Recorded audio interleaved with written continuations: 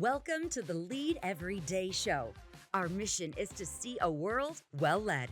And our strategy to get there? To empower leaders like you to lead every day. So let's get to work.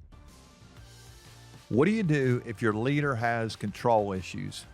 That's a great question. Welcome to the Lead Every Day show. I'm Randy Gravitt. And I'm Mark Miller. And we've been discussing your leadership questions, and today you have submitted a doozy. Somebody has. How do you support a leader, Mark, who struggles with control without undermining that leader? And I know you talk a lot about this idea of living under authority, and so this is going to give us a chance to unpack this a little bit today on the show. So hope you're doing good, man. I'm doing fantastic. Excited. Still working on my golf game, by the way. That's good. I love that. We need to go play. We need to go play. We really do. I haven't been playing enough. I know we've both been traveling a lot and speaking and my all over coach the says I place. have potential. I said I'm getting a little bit old for that, but did. thank you for believing in That's me. good. It's good to have somebody that believes in you. Okay, so what if your leader is a control freak and doesn't believe in you? How do we support that person without undermining that person? You got a thought here for us to start? I probably have several. So let me start by saying something I've said on this show several times, maybe said it a few weeks ago.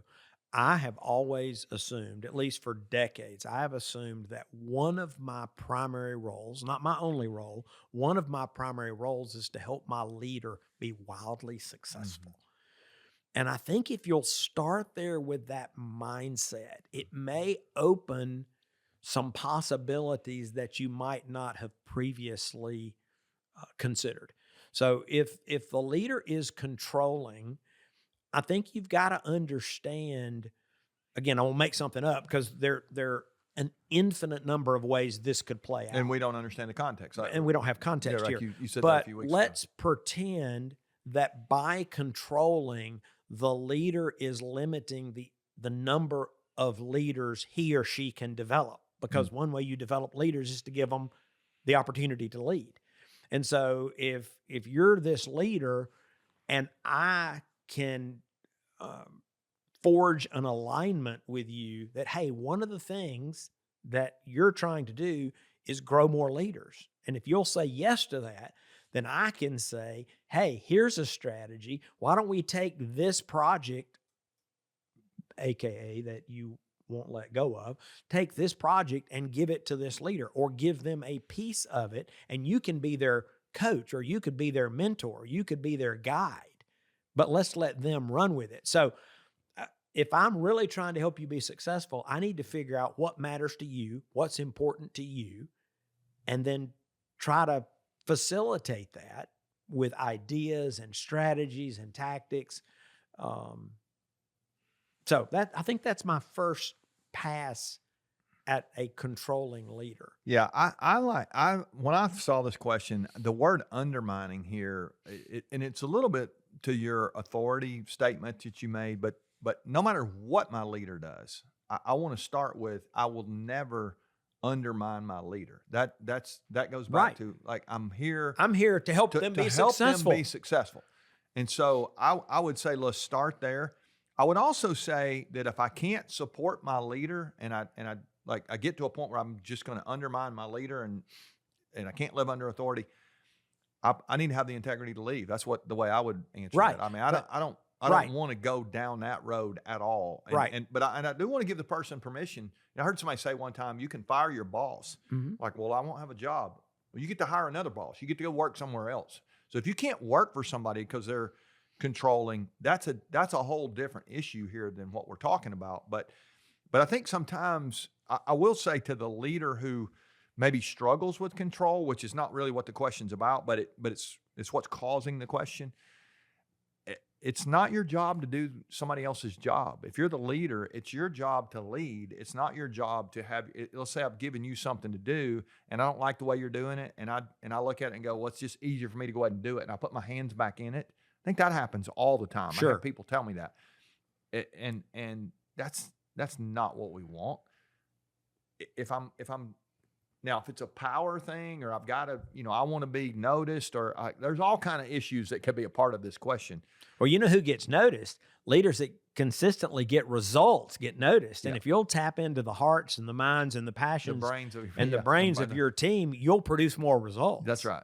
You're living a fantasy if you believe that the key to great results is having all the runs the through work. you. Yeah, that's right. No, it never happens that way. Yeah, that's exactly never right. happens. And so I think for that person who's undermining that controlling person, I like, again, going back to, we talked about this a few times over the last week or so, is having the conversation with the person and trying to have some alignment, on how can I help you? And could I take that on? And if they say no, you may have the wrong leader at that point. But but even in that scenario, again, if you think about how often people change jobs in today's world, right?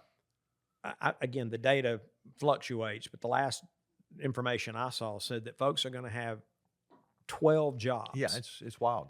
And three of those will be career changes. Yeah. Well, in their lifetime. So if they enter the workplace today, over 50 years. That's what I'm saying. Every 4 years. So here's another angle there. You can use this opportunity as a classroom, and you can learn all the things that you don't want to do forward into your going forward. Right. Because you're going to probably sit in that seat at some point. You'll maybe sit in that seat, but you'll learn stuff that you can use with your next boss. Yeah, that's good. And hopefully your next boss won't be like your last boss. Yeah. All right, so I'll take one more little thought here. Is I talked about, we were talking to our family situation. What's it like to give the person the home field advantage? Let's give our boss the home field advantage. I don't know what it's like to be you if you're my boss. I don't know. The old heavy is the head that wears the crown. Was that Bill Shakespeare was our guy who I think said that, and there's a mantle of leadership that's really hard. And if I'm answering to you and you're leading 4 or 5 other departments, like, you may be telling me no for something that because you don't want to shut down another department or take away from their budget, or you've got to spend some time over here and you can't fly with me. Remember a few days ago, you talked about somebody's wanting you to go with them once a month somewhere. You can't do that in your schedule. I need to ask myself, what's it like to be my leader?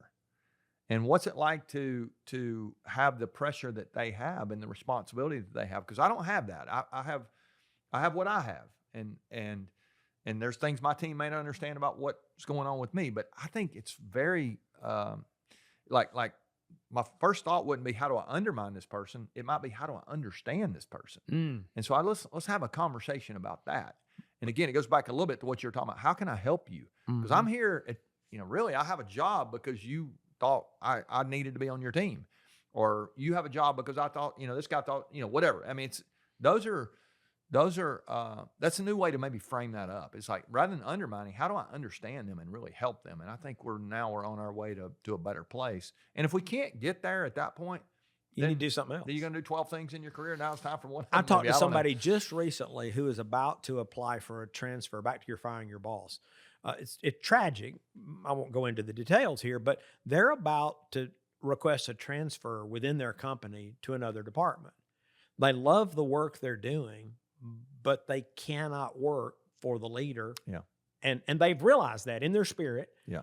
And rather than undermining them, they're actually going to move to a job they may not love as much. Yeah. Now, my encouragement to this person is, okay, I hate it that you're having to do that, but you're young. You'll have a dozen or more jobs in your life. Learn all you can. If you've already decided you can't work with this leader, then great. Then go do something else and keep learning along the way. That's fantastic, Mark. I'm going to leave you with a thought. And this is something, Mark, you said years ago. We were if you remember, we were over in Birmingham. We're talking to a bunch of young people. There were, 500-600 young people in the room. And somebody asked you the question. We're doing a little Q&A, and somebody asked the question, what's the best advice you would give a young leader? And one of the things you said was, make your boss wildly successful. And so if you're listening today, even if you're not tempted to undermine your boss, like, your boss is great, your boss is terrible, anywhere in between, I would encourage you today to ask yourself, what can I do to understand my boss and help my boss be successful? And if you can do that, I think you're going to be a better employee. I think you're going to be more fulfilled. If you can't do that, you feel like you're really not on board, then you do need to have the integrity to lead. But if you'll really help your boss win, I think you're going to win. It'll be amazing how good it'll be for you if you help the person leading you be successful. All right, join us tomorrow. We'll continue our questions here in our little summer series. Remember, the best leaders lead every day.